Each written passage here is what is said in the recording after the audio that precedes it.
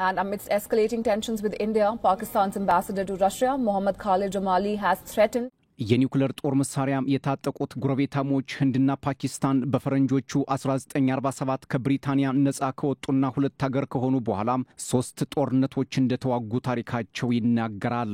ካንዱ በስተቀር የሁለቱ ጦርነቶች ምክንያት ደግሞ ካሽሚር ናት። ህንድና ፓኪስታን ለሁለት ከመከፈላቸው በፊት ሂንደስታን የሚል የጋራ ስምም ነበራቸው። እንግሊዝ ግን ከሁለት ሰነጠቀቻቸው። ከዚህ ዕለት ጀምሮ ህንድና ፓኪስታን ቀንደኛ ጠላቶች ሆነው እስካሁን ድረስ ዘልቀዋል። በፈረንጆቹ 2019 ህንድና ፓኪስታን ከኒውክሌር ጦርነት አፋፍ ላይ ደርሰው እንደነበር የቀድሞው የአሜሪካ የውጭ ጉዳይ መስሪያ ቤት ኃላፊ ማይክ ፖምፒዮ መናገራቸው ይታወሳል።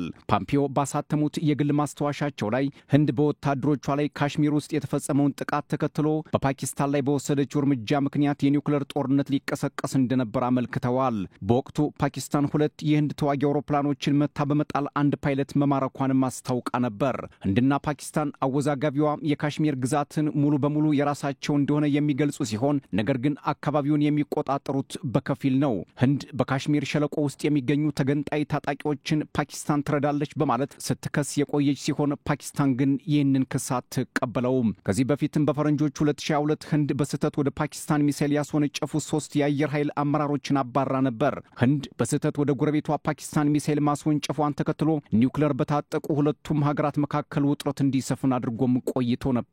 ባለፉት 3 ሳምንታት ግን በ26 ቱሪስቶች በደረሰው ጥቃት የህንድና ፓኪስታን ግጭት መልሶ አገረሸ።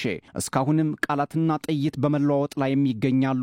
ወደ ግዙፍ ጦርነት ይገባሉ በሚል በመላው ዓለም ስጋት መጋረጣቸውም ተመላክቷል። የህንድና ፓኪስታን ግጭት በጊዜ የማይገታ ከሆነ ዓለም ከባድ ፈተና ይገጥማታልም የሚሉ አልታጡም።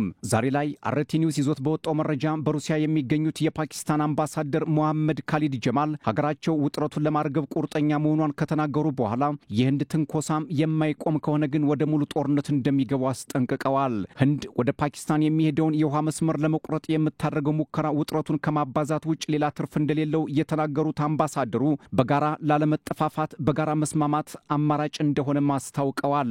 አምባሳደር ሞሐመድ ካሊድ የኢስላማባድ የደህንነት ምንጮች ኒው ዴልሂ በፓኪስታን ላይ ሙሉ ወረራ ለማድረግ መረጃ እንዳላቸው ማስታወቃቸውንም ገልጸዋል።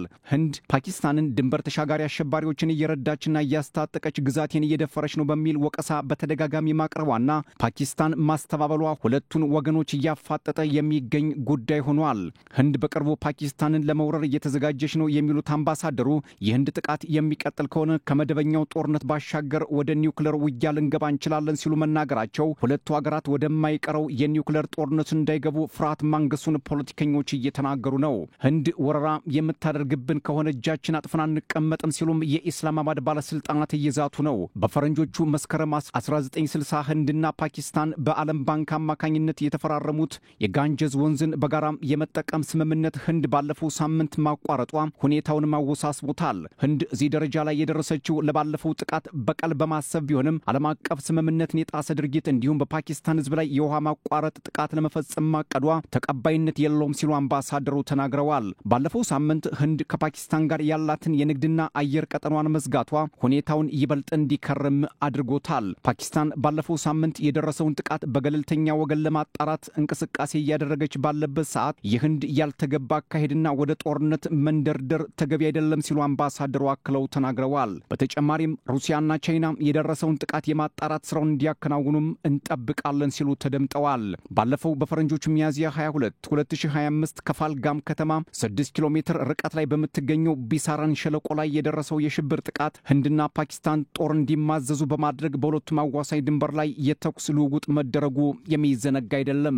ለዚህ ጥቃት መሰረቱን በፓኪስታን ያደረገው ላሽካሪ ታይባ የተሰኘው ታጣቂ ቡድን ኃላፊነቱን መውሰዱ የሚታወስ ሲሆን ህንድ ለዚህ ጥቃት አጃቢዋ ፓኪስታን ናት በሚል ወቀሷን ማቅረቧ ለሁለቱ ሀገራት ወደ ግጭት መግባት እንደ መግፊያ በመሆን አሁን ላለው ውጥረት ግንባር ቀደም በመሆን ቀጥሏል። የሁለቱን ሀገራት ጉዳይ የሚከታተሉ ምሁራን እንደሚተነትኑት ህንድ ፓኪስታንን በካሽሚር ውስጥ ከደረሰው ጥቃት ጋር የሚያገናኝ መረጃ እስካሁን አላቀረበችም ይላሉ።